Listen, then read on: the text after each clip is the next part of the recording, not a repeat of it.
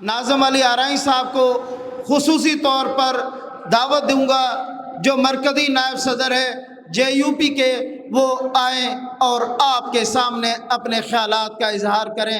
محترم ناظم علی آرائی صاحب۔ نحمد و نصلی علی رسولہ الکریم، اما بعد فاعوذ باللہ من الشیطان الرجیم، بسم اللہ الرحمن الرحیم۔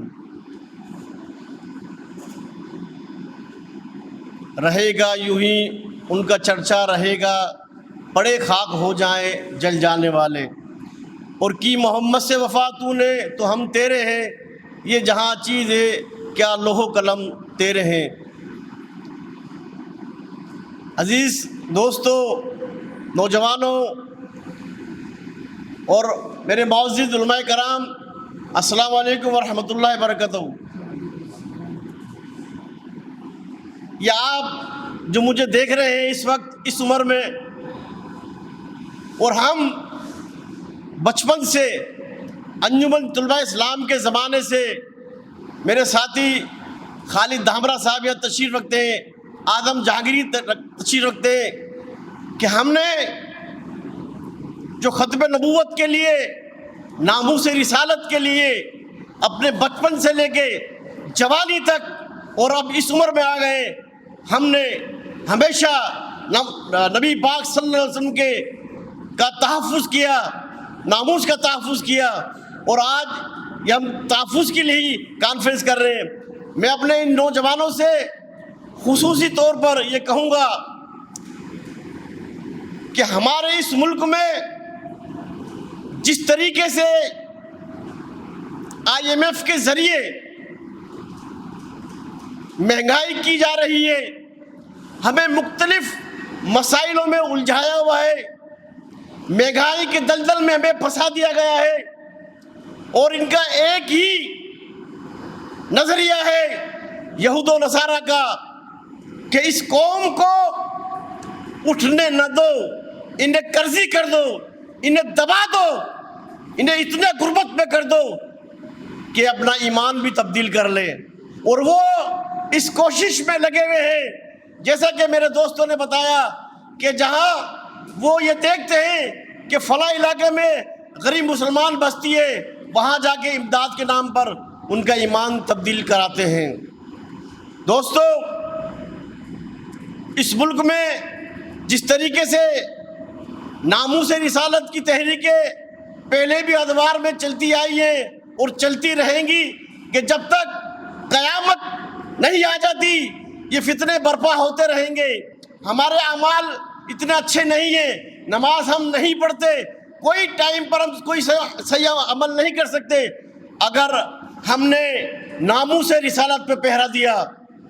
میرے کہنے کا مقصد یہ نہیں ہے کہ ہم نمازیں نہیں پڑھے، نہیں، ہمیں سارے نیکی کے عمل کرنے پڑیں گے، باقی ناموس رسالت کا تحفظ کا ایسا عمل ہے کہ کل قیامت کے دن اللہ رب العزت آپ کو اس تحفظ کے لیے، اس ناموس رسالت کے لیے آپ کو جنت عطا کرے گا۔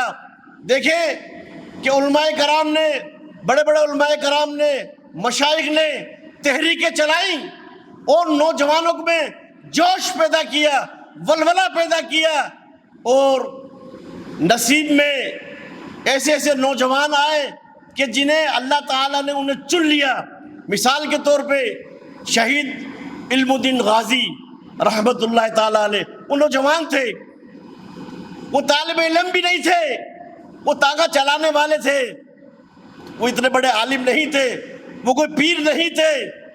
اس نے جب شہر میں سنا کہ یہ جلسے جلوس کس چیز کے لیے ہو رہے، وہ تانگہ چلانے والا تھا، تو کسی نے بتایا کہ نبی پاک صلی اللہ علیہ وسلم کی شان میں راجپال نے گستاخی کی ہے۔ تو اس کا دماغ ایسا ہو گیا کہ یہ تو میرے نبی پاک صلی اللہ علیہ وسلم کی شان میں گستاخی کرنے والا شخص ہے، اس کو تو زندہ نہیں چھوڑا جائے گا، کیونکہ یہ ایمان کا حصہ ہے۔ نبی پاک صلی اللہ علیہ وسلم نے فرمایا کہ جو شخص مجھ سے اپنے مال جان اولاد سے زیادہ پیار نہیں کرے گا، سمجھو کہ اس کا ایمان مکمل نہیں ہے۔ غازی علم الدین شہید نے اس راجپال کو جہنم واصل کیا، تو وہ کوئی پیر نہیں تھا, وہ کوئی عالم نہیں تھا. مگر نہیں, بات یہی ہے کہ یہی ایسی ہستیاں ہیں کہ جو لوگوں کو جگاتی ہیں, لوگوں کو اصل حقائق بتاتی ہیں کہ ملک میں نبی پاک صلی اللہ علیہ وسلم کی شان میں گستاخی کرنے والے ایسے ہیں. یہ جج صاحب جو ہمیں روب میں لانا چاہتا ہے, ہمیں روب میں لانا چاہتا ہے, ہم اس کے روب میں نہیں آئیں گے, ہم اس کے روب میں نہیں آئیں گے. کہ کیا سمجھتا ہے کہ جن وکیلوں کو یہ کہتا ہے کہ تم فلاں آیت پڑھو, یہ آیت کون سے سپارے میں, یہ فلاں آیت پڑھو, یعنی اپنا پریشر ڈیولپ کرتا ہے. جج صاحب آپ پاکستان میں رہتے ہیں, یہ تو پاکستان ہے. عامر چیمہ نے جرمنی میں بھی نہیں چھوڑا تھا اس کو جس نے گستاخی کی تھی. یہ پاکستان ہے.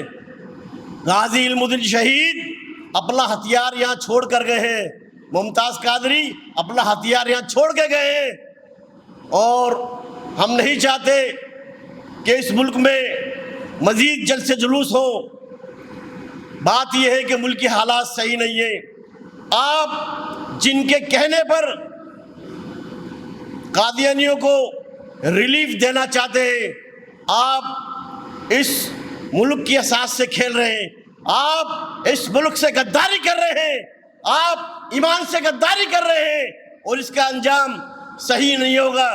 25 کروڑ عوام اس فیصلے کو, اگر آپ نے مسلمانوں کے خلاف کوئی فیصلہ دیا, نبی پاک صلی اللہ علیہ وسلم کے ناموس کے خلاف کوئی فیصلہ دیا, تو یہ آپ کا فیصلہ مسترد کیا جائے گا, اور یہ 25 کروڑ عوام انشاءاللہ تعالی روڑوں پہ ہوگی. میرے قائد ڈاکٹر صاحب محمد زبیر صاحب اس وقت پورے ملک کا دورہ کر رہے ہیں, جگہ جگہ ختم نبوت کانفرنس کر رہے ہیں. آج اسلام آباد میں کانفرنس تھی, کل لاہور میں کانفرنس تھی.